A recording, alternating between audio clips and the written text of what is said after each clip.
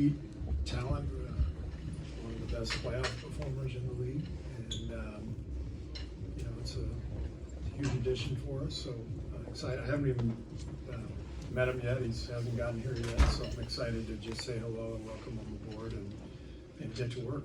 I know it's extremely early, but you know, have you thought about how he fits into what you guys typically do offensively, and how much you guys are going to have to rearrange around him? Yeah, I mean, we'll keep it pretty simple. I mean, he's a great player. All great players, you know, they figure out how to play with other great players. So I'm not too worried about, you know, him fitting in with, you know, with his teammates. We just have to simplify the actions that we run. Just make sure we're letting him settle in with a few different things that we run with good spacing, and let him play basketball. And that's I don't think that will be too big of a challenge. I think the biggest thing for us is what are the combinations around him. Who are we playing with him? He'll for sure play the non-Steph minutes, so we can run our offense through him when Steph's on the bench. But we've got you know, a lot of candidates to put next to him, and we've got to figure out those rotations. See, he'll debut Saturday. I hope so. I haven't talked to him. Haven't talked to Rick. So you know, we'll see. I'll know more, you know, later tonight. When you talk about the combinations and thinking about who might be able to fit next to him, how much of that is spacing? I mean, spacing is the name of the game these days. You know, it's the modern NBA. So you know, we have a pretty unique team. We haven't necessarily, you know, had shooting bigs here. You know, we're starting one, you know, right now with Quentin, and you know, we can see the impact that makes. But we've played and won a lot of games, you know, with Loon and Draymond together at the 4 and the 5.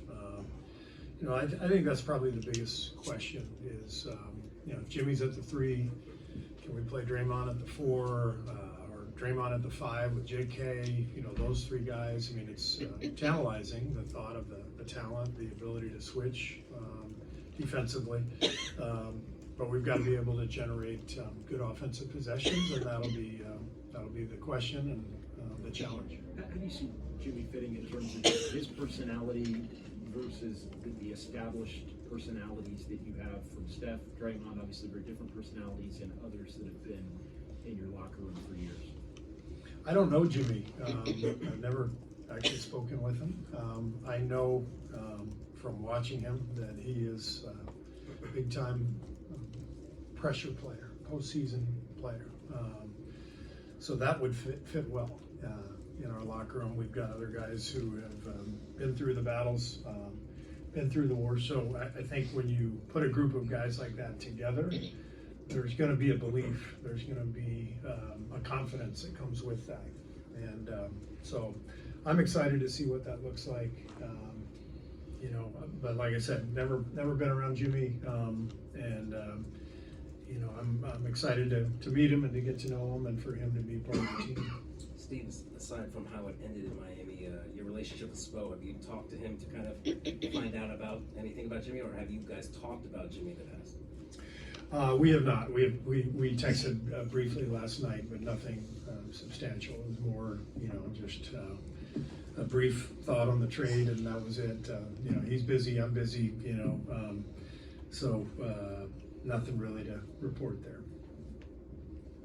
Hey Steve, good to see you. What do you think was key for Mike in the front office to make a win now move without mortgaging the future? Well, I think that was the key to the deal, was that we didn't trade all our picks going forward. So this accomplishes 2 things. You know, it gives us a chance here in the next couple of years with, you know, Steph and Jimmy together, Draymond, but keeps our future assets intact, and that was important to the organization. It was important to Steph and me. I mean, we didn't want to do anything crazy, so this was a way to raise our ceiling, but you know, preserve our future. Wiggins was so important to you guys, especially defensively at the point of attack, even against some guards. Do you envision Jimmy fulfilling a similar role defensively? Yeah, for sure. Jimmy's going to have to guard, the opponent's best players, and we'll miss Wiggs in that regard, and many other ways as well. So Jimmy, is very well suited to take on, that same role. Hey Steve, you guys are obviously in 11th, so there's a long way to go. But what odds would you give the Warriors in a playoff series with Jimmy, Steph, and Draymond? Do you want like numbers? Or, I just know that the playoffs are different. It's almost a different sport in some ways, and so we're getting a guy who's a proven playoff performer. I like the idea that we're healthy. We've put it together. Give ourselves a chance. Then I think Jimmy. We've seen what he can do. You don't have a nickname like that for nothing. And so that's the whole point. Is let's see what we can put together here the next the last 32 games of the year. Give ourselves an opportunity to get to the playoffs and give it a run. Steve, a couple weeks ago I wrote a story about heat culture and sort of where was the intersection between heat culture and Jimmy and stuff. There's a Warriors culture too, though, right? And how does do you absorb him into the Warriors culture, or is it a living, breathing thing that just has to evolve? Yeah, it's a living, breathing thing, but it's real. You feel it, when you have a strong culture. It's hard to quantify or define, but you feel it. And I think a lot of our culture has people have observed and looked at it and see the joy and the way Steph plays and the energy and the beauty of it all, but. Win 4 championships without being. My mom's here tonight. I can't swear without being. I'm sure she's heard you swear. Extremely competitive.